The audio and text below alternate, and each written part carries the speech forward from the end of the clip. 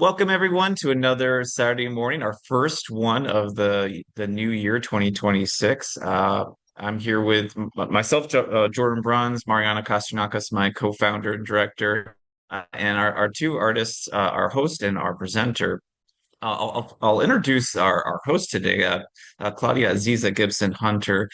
She spoke with us last year, and if you didn't catch her art clinic online talk last year, I encourage you to go check it out. It was absolutely fascinating, and I absolutely love her migration kind of bird series. It kind of extended across the walls of the of her spaces when she's doing installation work. Absolutely phenomenal.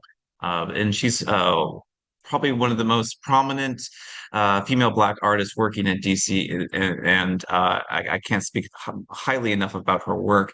And I'm very excited that she will be joining us for the Abstract Art Clinic coming up, sponsored by Montgomery Art Association, February 10th, right? February 10th? It might be 7th. Ooh, shoot. In a couple of weeks, next month. But without further ado, I will pass the torch to Claudia so she can introduce our artist for today. Welcome. Okay. Well, first I wanted to say Happy New Year to everyone. And I want to thank Jordan and Mariam for calming us down and making sure everything runs perfectly.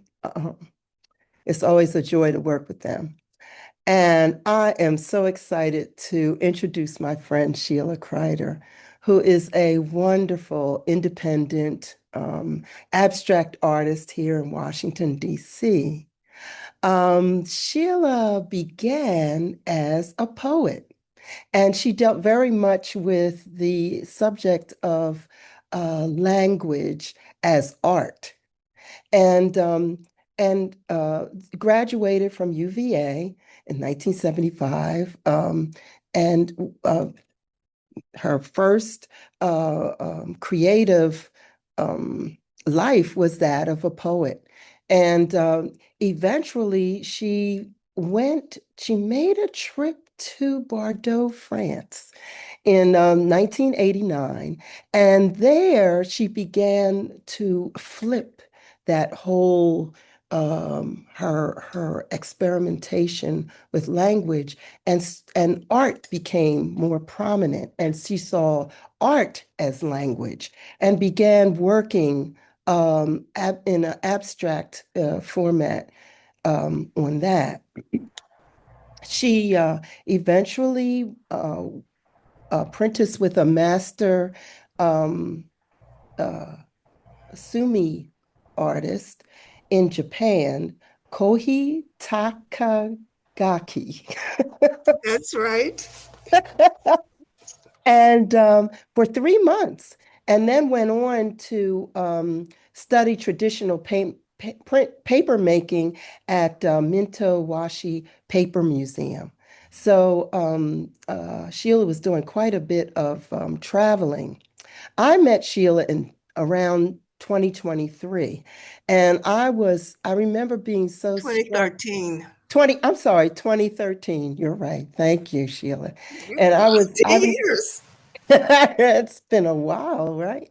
And I was really struck by her commitment to her work and her interest in the broader art economy, like the whole ecosystem, because a lot of times you find artists don't really ponder much about that, and she did, and we became friends, and we both had a love for paper. And we shared that definitely. Um, she became the founder of a collective called Women of an Undetermined Age and asked me to become part of that. And I did, along with Audua Burrows and Gail Shaw Clemens, who you will meet through this platform. And that has been wonderful. We're all abstract artists. We all have this tremendous love for paper, and through it, we learn to push each other, experiment with different media, and acted as sounding boards for each other's concepts and ideas.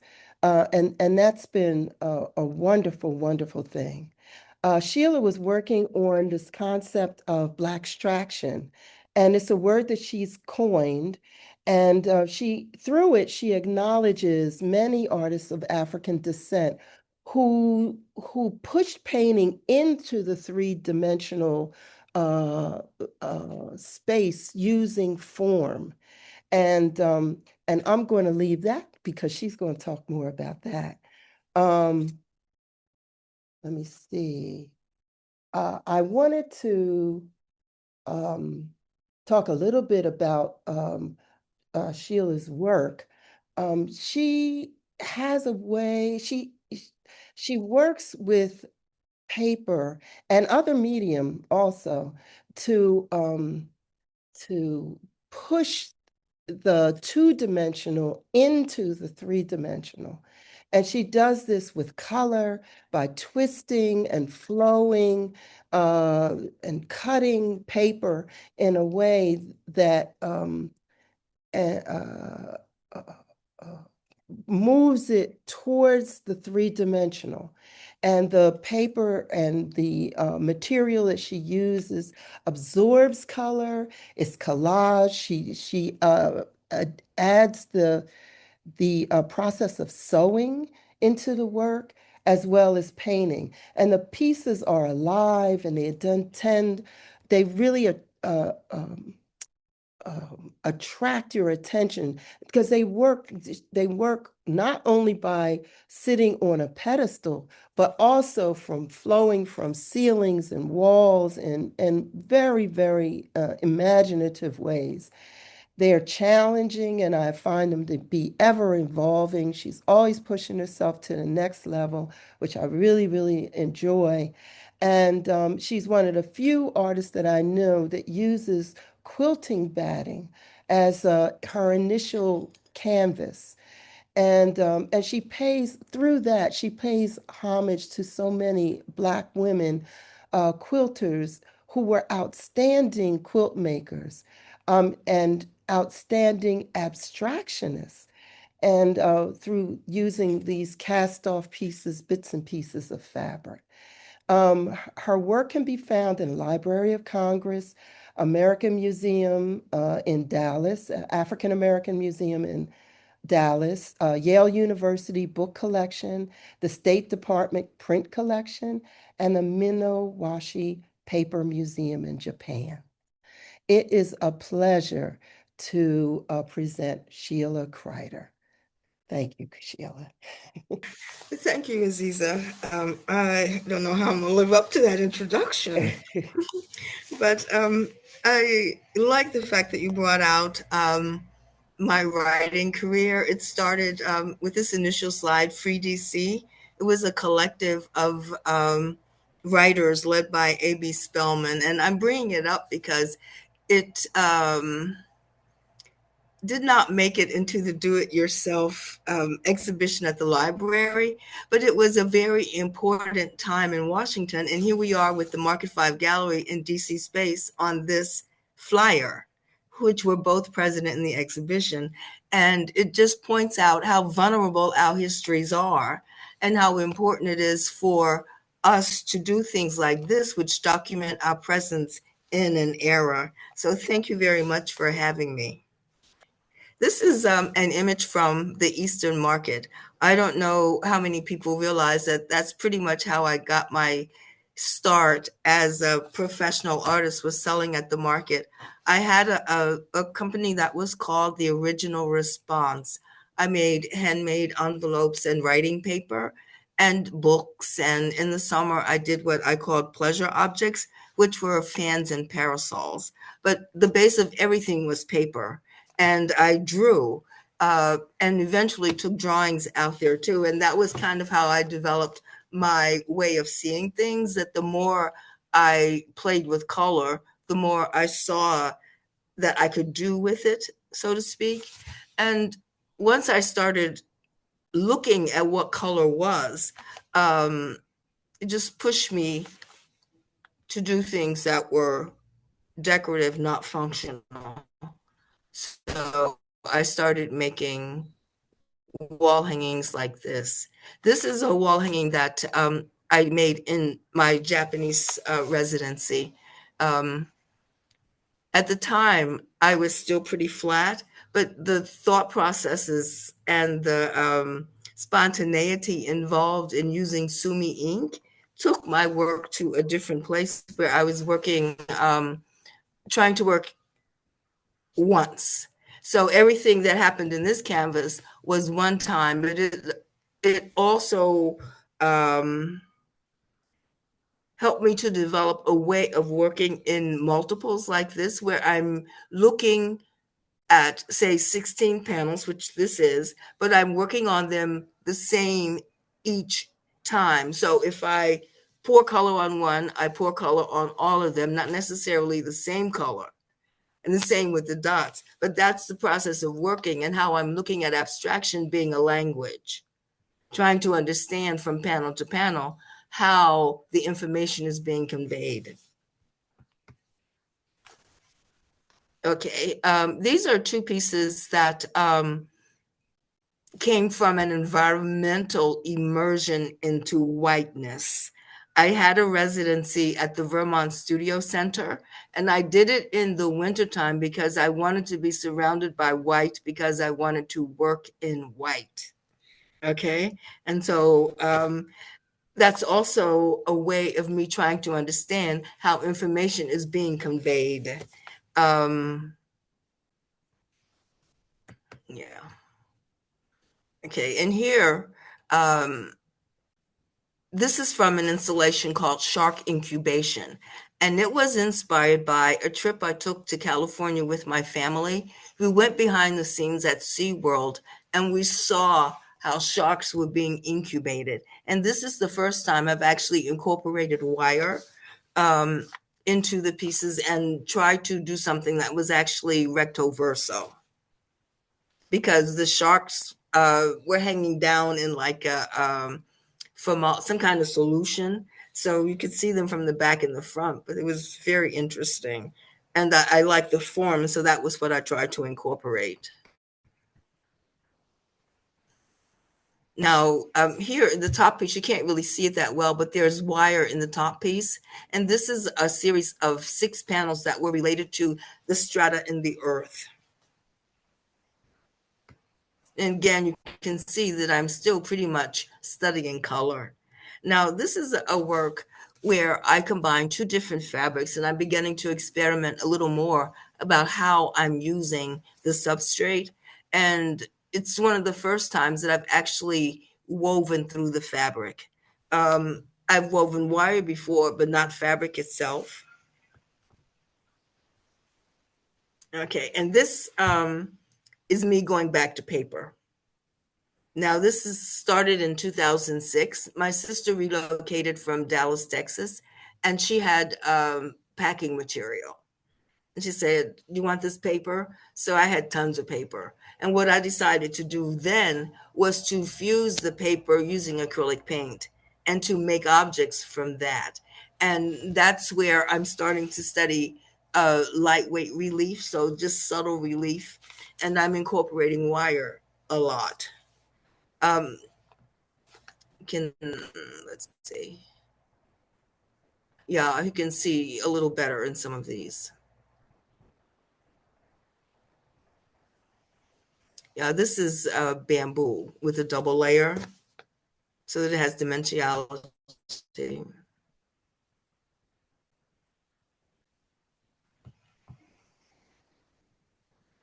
Okay, now this is the piece that led me to the next body of work. When I did this, it's called Her Majesty. I wanted to do something that was leaning in on itself, so you could see the back and the front at the same time. But that led me to do Her Majesty and the Emperor's New Clothes, where all the canvases were that kind of leaning in on itself. They also incorporated wire, and the bottom photograph with the several pieces is from an installation at George Mason University, the Arlington campus. was a show that was curated by Zoma Wallace. And this was the second piece in that show, had two installations. This is called Wind and the Mighty Mississippi. And this references the year that the Mississippi really, really flooded and destroyed so many communities. Yeah. Okay, that led to volume. The folding in led me to want to look at how we create volume in the work. So over the next course of 2 years or so, I started cutting things in strips without weaving through them, and we came up with volume. The pieces can go on the wall in multiple ways, and they're actually stored flat. Double-sided painting. And here we get to St. Elizabeth's wayfinding project. I was very surprised. I actually got a public commission to produce two pieces, and they selected this work, which is based on triangles, which led me to do work again in the studio about triangles. This is the first location for Wishing on Stars. It was outside of St. Elizabeth's, it was on St. Elizabeth's campus on the Alabama Avenue side temporarily until they built homes there. Now it's across the street from the Anacostia Community Museum. Okay, this is a permanent location for it. But in the studio, I also worked on three-sided pieces.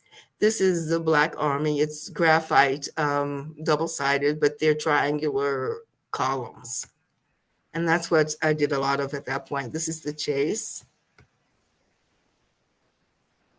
And this is the installation of the pieces at DCAC. Now at DCAC, I also had an installation of paper pieces that were related to the environment. I had been invited to participate in the show, and I chose air pollution as my subject. So that's what these pieces are about. The toxic air we unknowingly breathe. And then this is urban runoff. These are panels of lint that came from my dryer, okay, that I stabilized using acrylic medium and put in plastic cases, because this is, urban runoff. This is what we get in going in and out of the environment daily. It rushes out of our clothes. Okay, so then we come to the point where I'm in a thrift store and I find a roll of quilt batting. Okay, and I'd been looking for something that was sturdier than paper and less fragile to manipulate, because with the cutting and the weaving and the stitching and whatnot, the paper could sometimes tear. So I had a residency in Paducah, Kentucky, and these are the works that I produced there, but it was the experimenting with the quilt batting that led me to, I guess, the next 6 years of work. Okay, this is one of the works from Kentucky, a second one.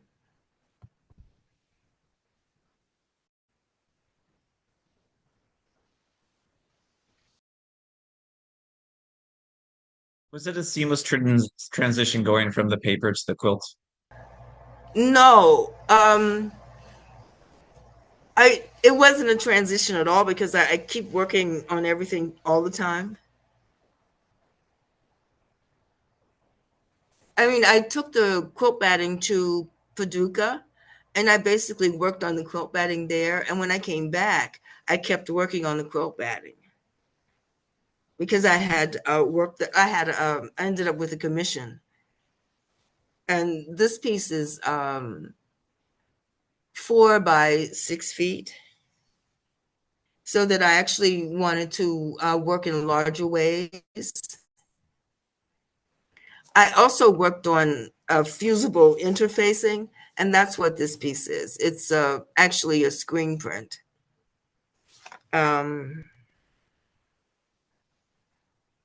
Now, after the quilt batting, well, in the middle of the quilt batting, because like I say, I worked on it for like 6 years.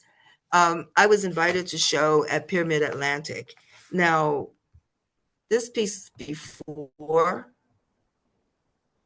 I'm hesitant to go back. Okay. And the next piece and the following piece were all part of a series called Whitewashing. Um, I called the series Whitewashing because I was pouring pulp on reed fencing. Okay. And the idea there was to create an object that had, again, subtle relief. But because of the times, this was 2016, 2018, 19, during Trump's first term in office, which was, bad enough. But a lot of things were bubbling to the forefront. So a lot of this work had to reference race relations, including white fragility. This was the whole idea was the pulp, which I've actually continued to use, the scraps of it. Okay, but you see that with the quilt batting, there were so many avenues to explore, because it could do so much. So at some point, we really went three-dimensional so that we had pieces that had volume and pieces that were round and that had braiding and stitching. Yeah, and see, these are the pandemic pieces.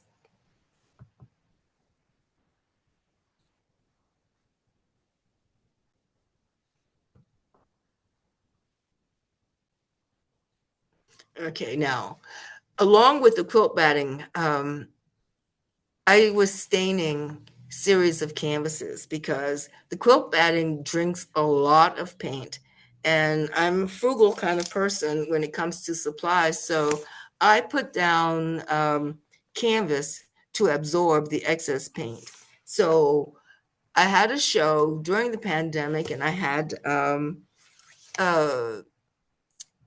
Nancy come out from McLean Project for the Arts to visit the studio, and I had these laying around, and I was telling her what I was going to do, but I didn't know what I wanted to do because they were stained on both sides. And what she called them, she said, "Oh, the ghost."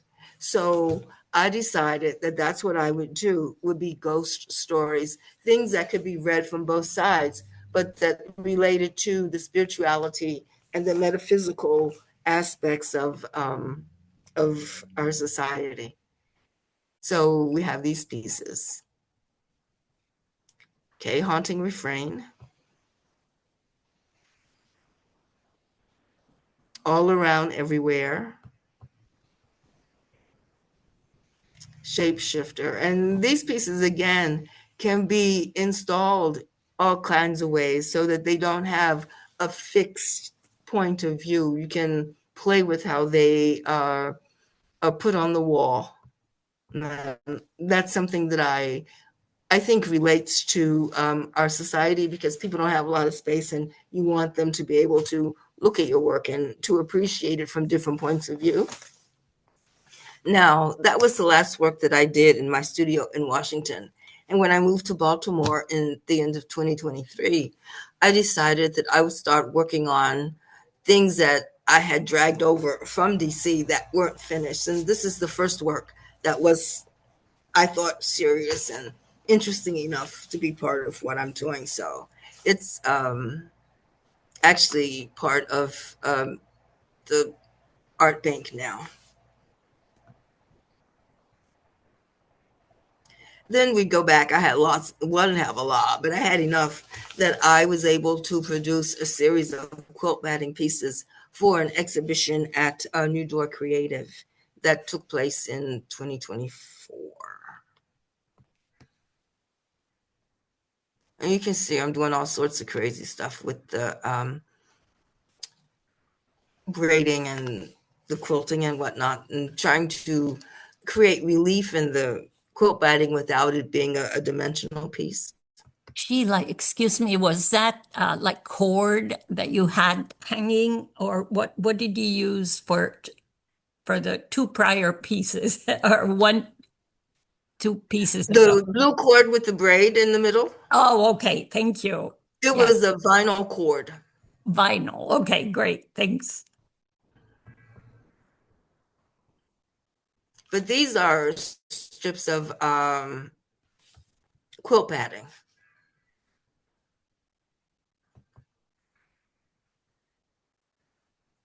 Okay, this is one of the final ghost pieces, and it just lingered. I just didn't finish it before I left DC, but I finished it for the show I had in Hillier, at Hillier this past spring. And for Hillier, what I wanted to do was to combine the quilt batting work with the canvas pieces. And that's where we are with these pieces.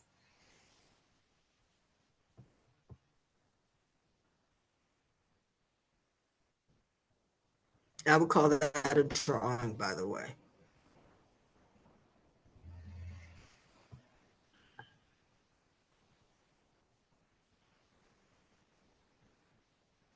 Yeah, and you see this piece, it has the yellow that you see is encased in quilt batting. The yellow is canvas. Okay, now this is the next work you're going to see, but this is the piece flat.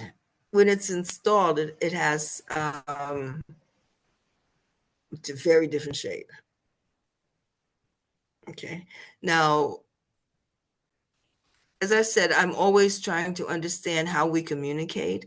And when you look at this, one of the things that I did with this piece, before I cut it, I wasn't sure what I was going to do, but I wanted the piece to hang on both sides. So when I cut the strips and I realized that there was violence in that movement, it was very interesting because it was conveying a lot of what was going on in society for me at that moment. And by incorporating the strips at the top, I'm hoping that I was able to convey something of what was going on and the reference to like things laying in the street and whatnot. So I don't know, but to me, that's the power of abstraction and its ability to communicate, because until you read the title, you don't really think of that. But once I point you in the direction of my mind, I can get you on my page. I hope. Oh, this is a piece that I produced in Banff, Canada in 2006. It's an experiment with tar paper and coloring pencil, wire again. And this is the second piece from that series. And I included them because I thought that I might talk a little bit about using triangles and how shape also plays a part. Actually, I'd be interested to hear, Sheila, kind of about what do you, when you think about the abstract art as a language, is it as simple as kind of like a, I mean, I'm a painter by heart, so like my background's like, well, Kandinsky had a language of color and shape. Is it similar to how he's thinking about color and shape as a language, or is it more deeper, more tied to poetry experiences? How does your language work for you? Well, the language works in that way that you mentioned, but it's also intuitive. You know, I think that it's about how, okay, let's talk language, okay? It's like in French, the word for tree is arbre, okay? And when you see something, you see it in your mind, you see this tree and you recognize it as a tree. I see it, I recognize it as a tree. We have this common word for this object, a tree, right? And I think that abstraction works in that same way. But what it makes you recall are experiences, okay? They are things you've seen in the past that only register on your subconscious. okay? Metaphysical experiences. So that it's very cerebral, very mental. So it's kind of like you're thinking of abstract art as almost like a Rosetta Stone, but also more mind related. Like it's like a.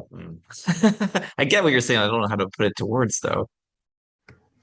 Well, yeah, you know, it's like when you think about abstract expressionism, you know, the action painting, you know, and all the big gestures, and you know, you can get of that from these big canvases, right? But at the same time, you can also narrow that down to something that's very small and personal. You know, it's like it doesn't have to be a big gesture for you to feel it. Right.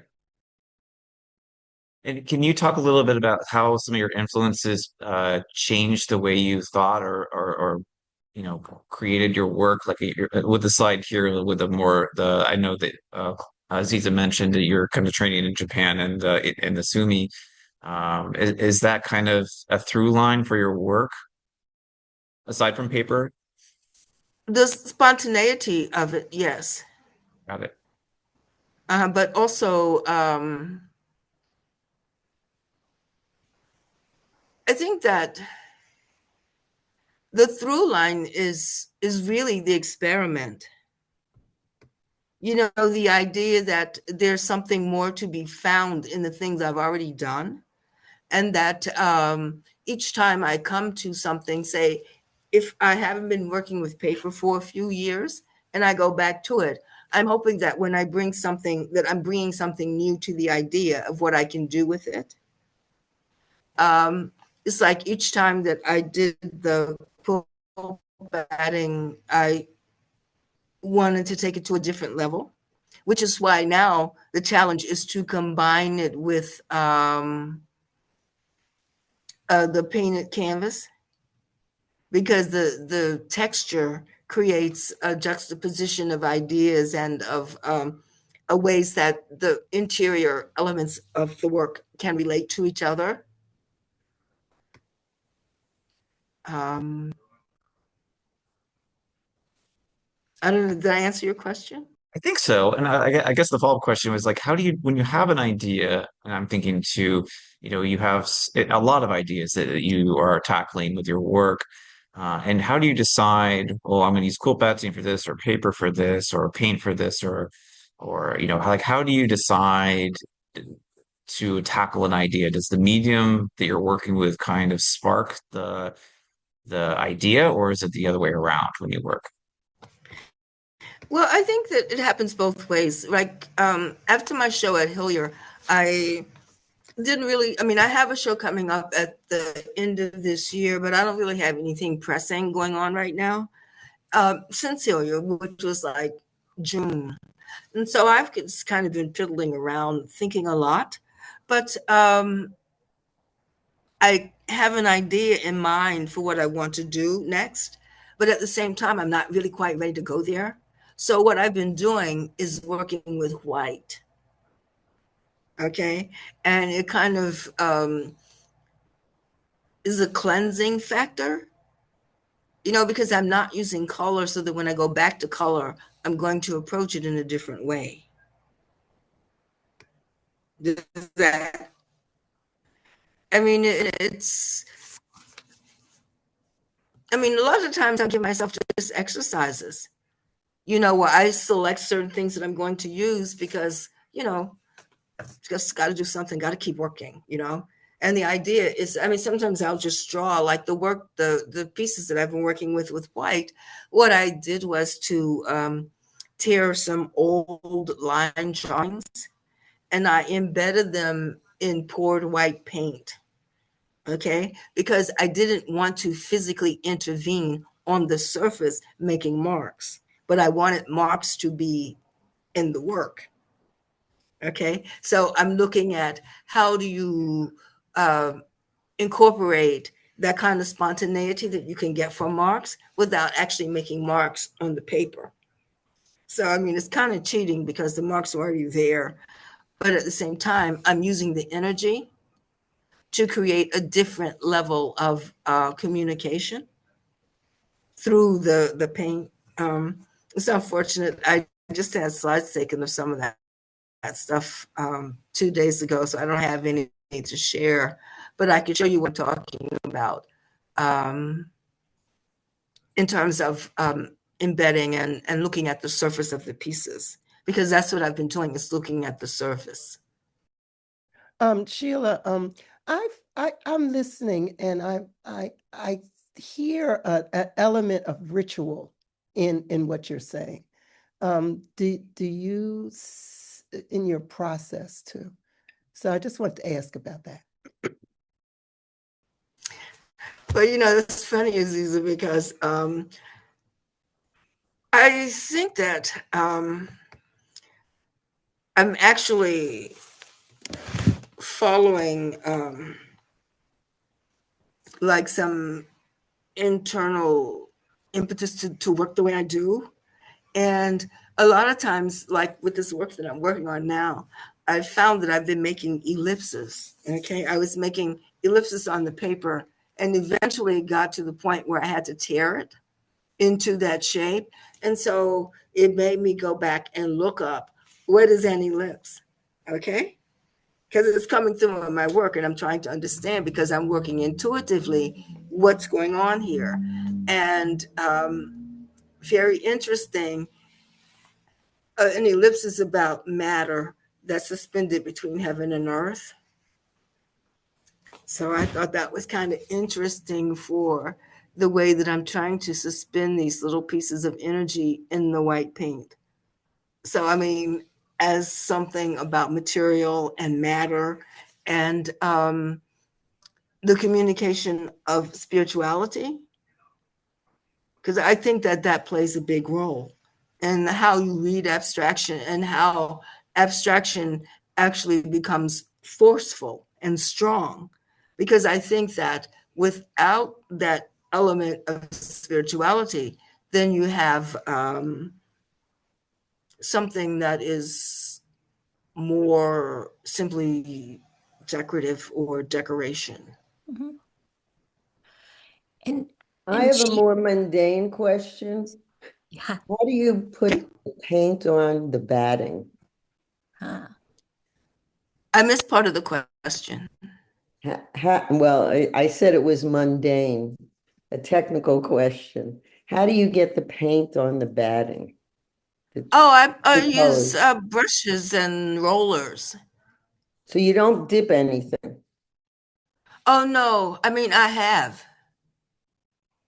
But I mean, I have. But it's when I wanted to actually mold using the paint. So that I actually wrung it out and let it dry in its shape. Mm-hmm. But I spread the quilt batting out flat on top of canvas, and then I use a roller or a brush. Is this acrylics? Yes, acrylics. Yeah. And Sheila, when you're inspired to do either a new piece or a new series, does it ever re-evoke your language in terms of poetry? Can you repeat that? Yes, when you're thinking about a new work or being inspired in a new direction, does it also bring up for you words, like your language, like you used to do poetry? Not really, Ah, unless the language is already there. right. So you've kind of gone from language to colors and materials and 3D. It Yes, and satisfies you. writing. Yes, and writing about it. And writing about it. And do you ever exhibit some of the writing, like a verse or something like that? Well, I've published things. I've published essays on my blog. Aha. Oh, great. One question Okay. I was thinking about is I find all these works incredibly beautiful. Just the aesthetics of them are I mean, you can stare at them all day. But how do you grapple with making something that is beautiful. Like I'm thinking about the pieces about Gaza, where aesthetically they're really beautiful, but the kind of the subject behind it, I wouldn't think of it as a very beautiful thing. Like, how do you grapple with the idea of aesthetics versus content? I guess is the base question. Because life is like that. It's like, I think that it's important as artists that we note things. And I like beauty, but it's deceiving. And it's thought provoking when you look at something that is like, I mean, you look at these Black things, blackout breakthrough, and you understand the references that sometimes we just break through the barriers. But it's the reference and what's provocative, what's making you think. I mean, would it be thought provoking if it were just something beautiful, like the Gaza piece? I mean, because I I find think that it's we incredibly have to. beautiful. Well, yeah, but that's kind of empty. I mean, I think maybe it's because I think that art has to be responsive to what's happening. I mean, because what we're documenting is our life, and how we express what's going on is important for future generations because we understand how we're talking about things in ways that can only be talked about now this way.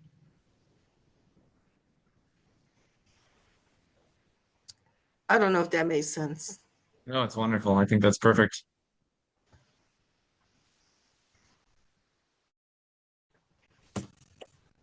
And could you Yeah, talk a but little bit about the ideas of black extraction, like what it is and how you came to coin it? okay. Um, as Aziza said in the introduction, I started working with the idea of language as art. And that happened because I saw somebody, I was an artist model at the Corcoran, and somebody posted something in one of the hallways that said something called literary art. And there was nothing about language in it at all. And so I started looking at language as art, and that to me was poetry. So I wrote some things about that. And the more research I did, I realized that the original abstract art was poetry because everything that you understand about the poem is included in the body of the work itself. And I decided that that's the basis of abstract art, is that everything that you need to know is on and inside the body of the work itself. So that's when I started looking at art as language. And interestingly enough, being out in public, making my little drawings and whatnot and selling at the Easter market, people were asking me all the time, what do you call this? What do you call this? Because they had not been exposed to the kind of work that I was doing. And what I was doing was not quite like the other abstract work that they had seen either, because there was a dimension of relief in a lot of the drawings. And so I came up with this term, Black Extraction, because I had an exhibition coming up at Parish Gallery in Georgetown, and I needed a title. And so I gave the work the title Black Extraction, and I came up with the definition. And it was a whim at the time, but the more work that I did around the idea, the more valid I saw that it was an actual way of working. And the work was coming from other Black artists, other women artists, other people who were generally ignored by critics at the time and whatnot. People who move art forward were ignoring this. And I termed it the way of working Black extraction because I wanted to pay homage to people like Sam Gilliam, uh, Jack Whitten, Al Loving, all these guys who were just like Howardina Pindell, who were just making incredible work, but weren't getting recognition in the art market or the canons.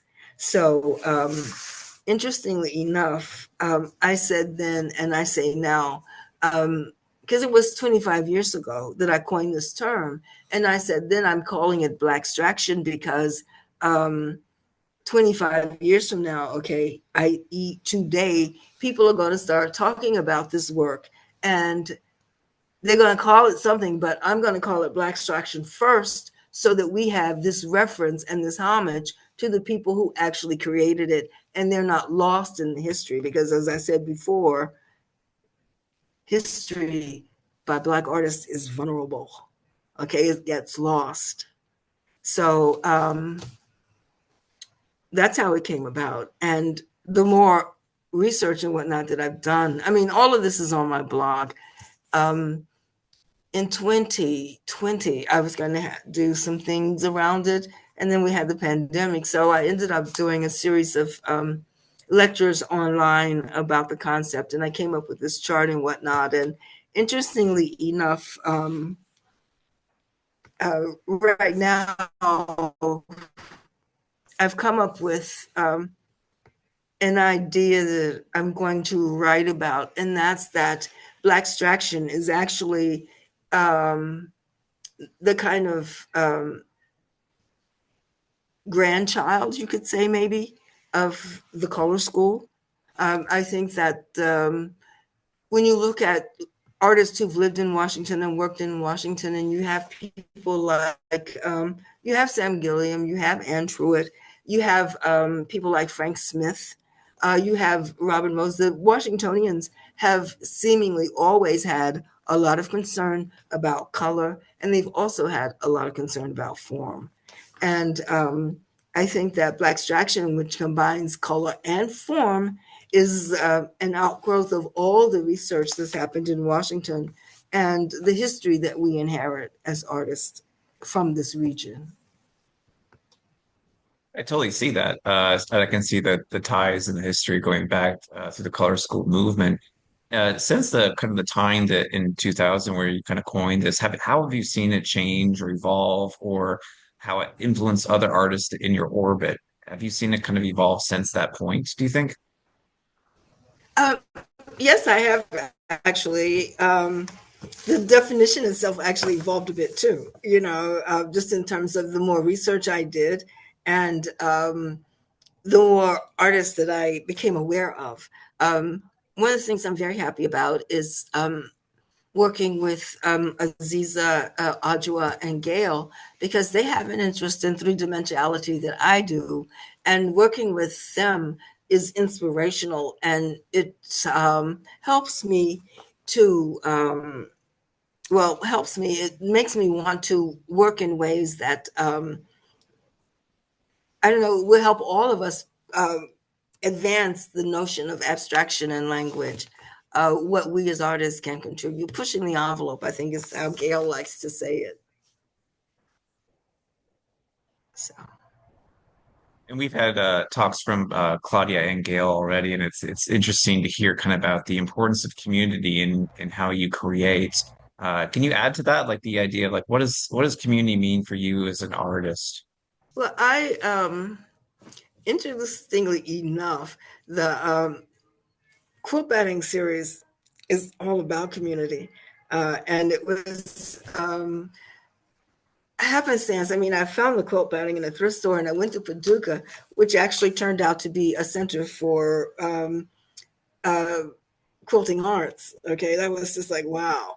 So I created the series around words that had double meanings and whatnot. But the idea was that working with this material related to community, because it's the substrate. The quilt batting is what goes inside the quilt. So it's the foundation of everything, and the stitching, the weaving, it shows how we are all held together and how we depend on each other. Okay, to me, that's what the quilt batting is important for. But the idea of an artist community is that too. When you find like-minded people that you can actually work with and support in ways that are beneficial for all concerned, is that we advance everything, and everybody benefits from what we're doing. I think that the collective is important, and how we move forward as a collective, like what you're doing, for example. I felt that because you often refer to, and then we started doing this and we started doing that in a very collective way. You don't say, I decided. No, it's you bring your collection with you. I bring my multiple personalities. I was going to point that out myself, that you said the batting, and then we really got started. Right. And I know that you're in the studio alone most of the time. I said, must be the muses that she speaks of. Because we really got going then, you said. So bravo. Well, we do, it's like, it is we. Yes. Right. Wow, this is so inspirational. It's wonderful. It's too bad we don't have more communities, art communities, like where we can go meet and make art together. I'd love to hear other questions that we have for our artists today. If anyone else has any. We're near the end of our time, but I want to make sure everyone has a chance to talk to our artist.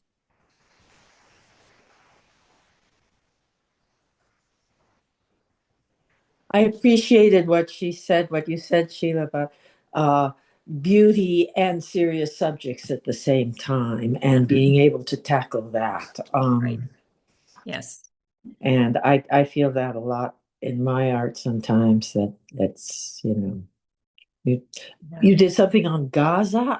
Which one was that? I missed. The last image that's sitting out from the wall. Okay. I'll go back and review that. Yeah. Mm-hmm. But it was the image where I had there were two panels, and then there was an image afterwards that showed the installation. The name of it? Streets of Gaza? Oh, the Ghosts of Gaza. Ghosts of Gaza. Yeah, I didn't catch the title. Blackstraction website. Okay. I've been looking at it because I missed it initially, that it was a blog. I went to it and I thought it was like a piece about you. And I apologize. It's not only your pieces, but your language, that's wonderful to have. So for everybody, it's Blackstraction, the website link that we sent, and it's on Jordan's website. Oh, good. Yeah. Yes. I just wanted to say, Sheila, so the beauty in your work is a lure. You're luring people into your work, and then the title hits them. Yes. And I think that's important because, some people may not want to be aware of that. Mm-hmm. When they look at it, they have to be aware of it anyway. Absolutely. Mm-hmm. That's great. Sheila, I really appreciate you sharing your journey, especially in terms of material, from one material to the next. But I'm really struck of all of it, the volume pieces that you did. Because to me, those, they just have this energy that's incredible. They look like they almost want to fly off the wall. Mm-hmm. The line work, the rhythm, it's really incredible. Oh, thank you. And, I can even envision, a new media type of piece that would spring off of that, like a video, a film, because like when you show the pieces, you'll show the pieces flat, and then you'll show the pieces as they're reconstructed. That construction of those is really quite interesting. Mm-hmm. Thank you. Sheila, this is Schroeder Cherry. I really appreciate hearing your thought process, because I think, especially today, there are a lot of younger artists who don't realize that doing abstract work does take concentration and thought to have a foundation. It's not just about putting pretty patterns on a surface. Mm-hmm. So I really do appreciate hearing your background and your thought process. Oh, thank you.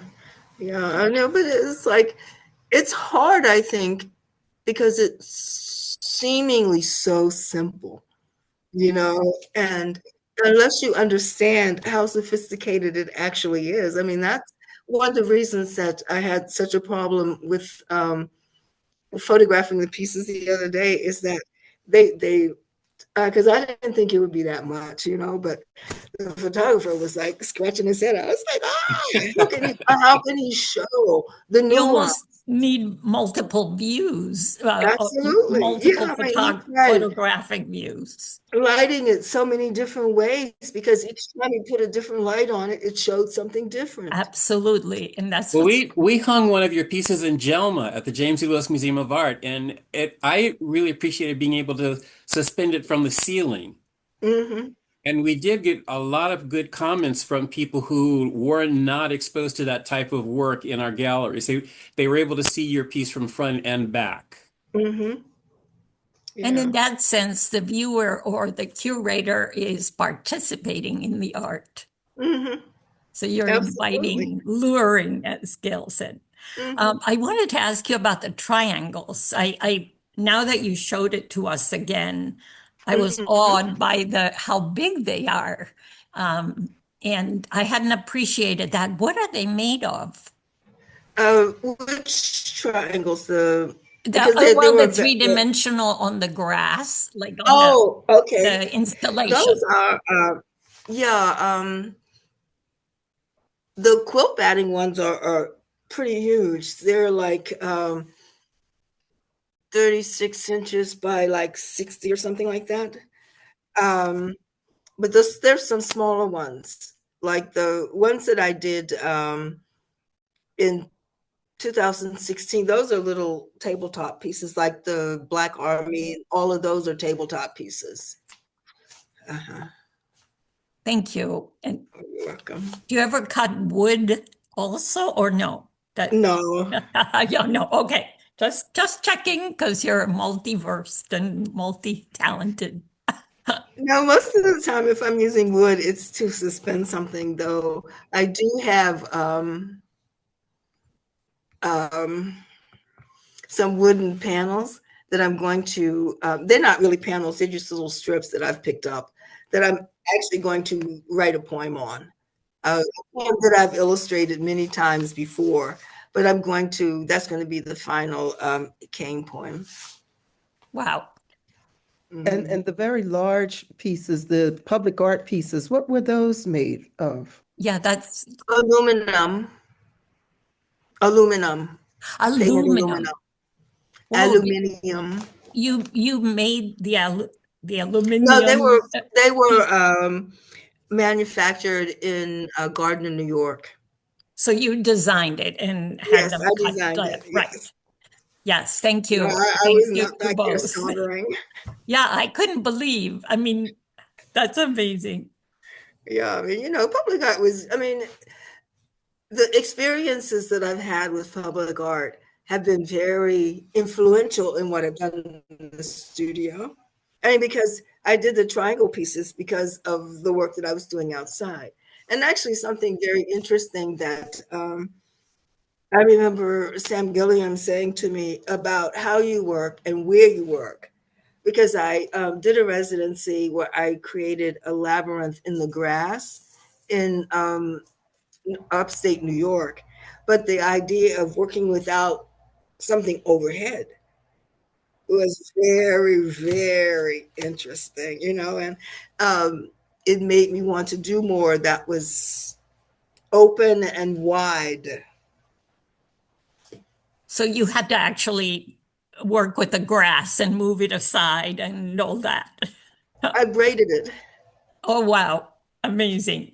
Under the rain sometimes, probably. Well, no, I mean, it was sunny, pretty much the whole time yeah, it was spring, early spring, and the grass was just coming alive. So it was growing really rapidly.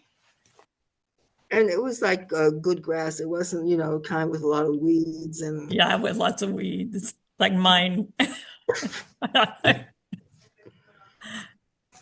Wow. Any other questions, comments? Well, I'm excited to see where you're heading next. You did mention these white pieces, and you're kind of looking at white as being you're cleansing the color away and clearing and then going back into color. Yeah, I know that one of the things I have in the back of my mind are making a series of screens. And because I have some forms, and I know that I want to work on them for the fall. But I color-wise, I don't know where I want to go. So that's why I'm working with white. But when you say a series of screens, are you talking about silk screens or the screen No, material? I'm talking three-dimensional screen. Like aluminum. No, like Soji screens, screens. Okay. Oh, screens as in those things that fold. The folding like screen. Japanese screens. Absolutely, yes. Thank you. I also misunderstood. Yeah. Okay. Whoa, those are so fantastic. Yeah, I mean, and I've had the forms well, actually, I bought them over from Washington, so you can imagine how long I've had them. Did you learn about them more in Japan, or that wasn't part of the Sumi? No, but that it was something that I appreciated because I learned of the work of Toko Shinoda. If you don't know her work, she's a Japanese woman who lived in New York during the 1950s and was actually well known at the time, but she did screens. Toko, Tokoshinoda. Thank you. I'll look her up. Well, thank you to everybody for joining us this morning. It was a great way to start off our new year. So thank you to Sheila and Aziza for inviting our artists today. We'll meet in 2 weeks again. Our next artist is Sean Yancey, hosted by Lenny Campello. So Lenny's back to host another event for us once again. I think Sean was one of the artists that he worked with in his Female Artists of DC gigantic exhibition thing that I don't know how many galleries it ended up being, but over like 12 different galleries. So join us in 2 weeks for another Art Clinic Online. And thank you everyone for being part of it today. Well, thank you, Jordan, for having me. I enjoyed it. Thank you so much, Sheila. Thank you so much. Happy New Year, everybody. Happy New Year to all.